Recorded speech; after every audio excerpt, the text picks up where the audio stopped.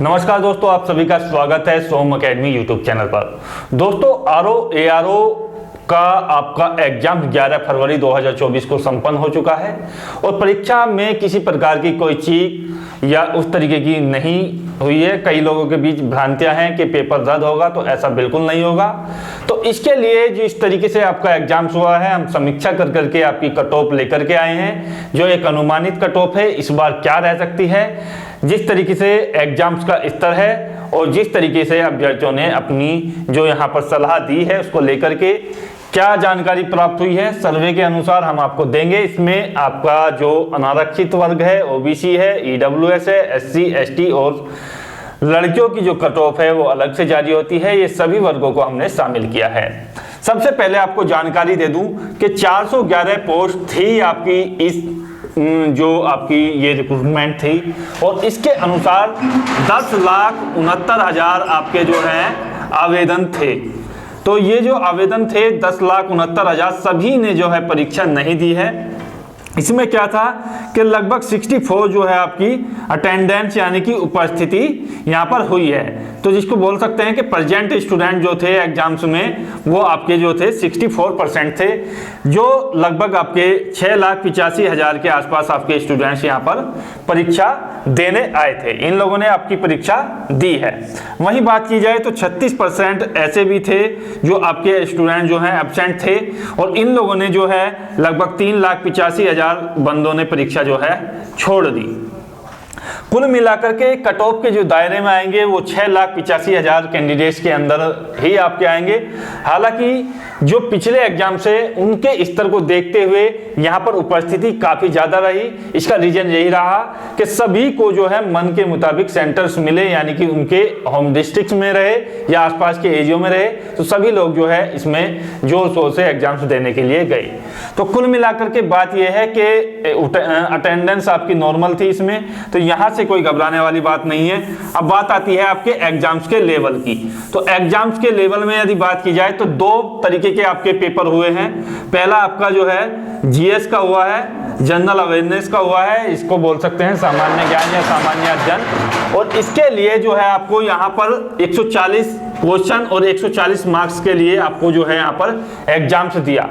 ये जो एग्जाम्स है, जो भी आपके पिछले एग्जाम्स हैं उसके स्तर को देखते हुए जो है हार्ड लेवल का था, यानी कि कठिन स्तर का था आपका ये जो एग्जाम्स है।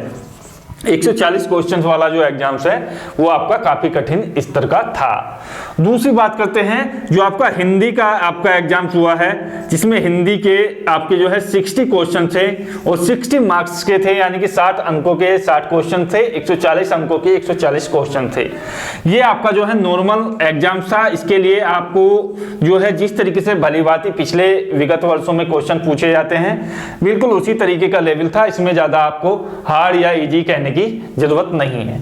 तो यहां से सामान्य तौर पर हम जो है क्वेश्चनों का छटाव करते हैं। तो कुल मिलाकर के बात ये आती है, यदि इसमें से स्टूडेंट्स जो हैं जो सामान्य वर्ग के हैं या जिनको आरक्षण का लाभ नहीं है, वो 50% भी आपका सॉल्यूशन कर देते हैं नेगेटिव से बचते हुए।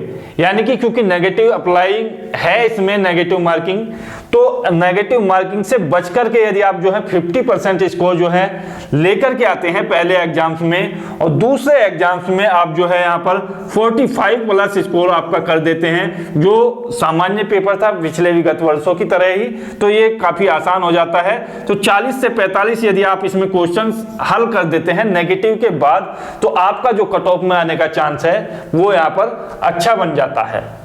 उसी तरीके से अन्य वर्गों की भी बात करेंगे। यहाँ पर मैं आपको लिख करके बताऊंगा कि कितने मार्क्स यहाँ पर आपके लिए नेगेटिव मार्किंग काटने के बाद सुरक्षित हैं।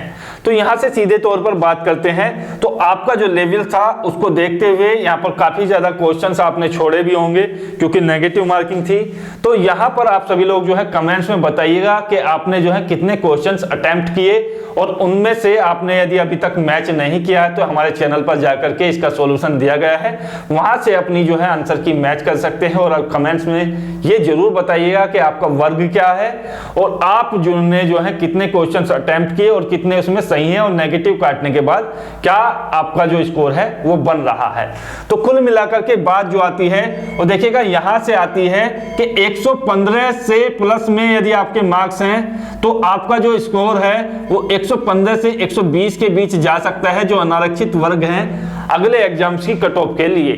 तो आपका जो चुनाव है वो 115 प्लस स्कोर पर आसानी से हो जाएगा।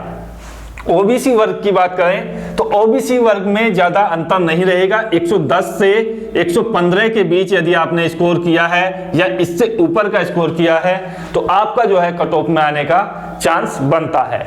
यहां पर बात करते हैं ईडब्ल्यूएस कैटेगरी की।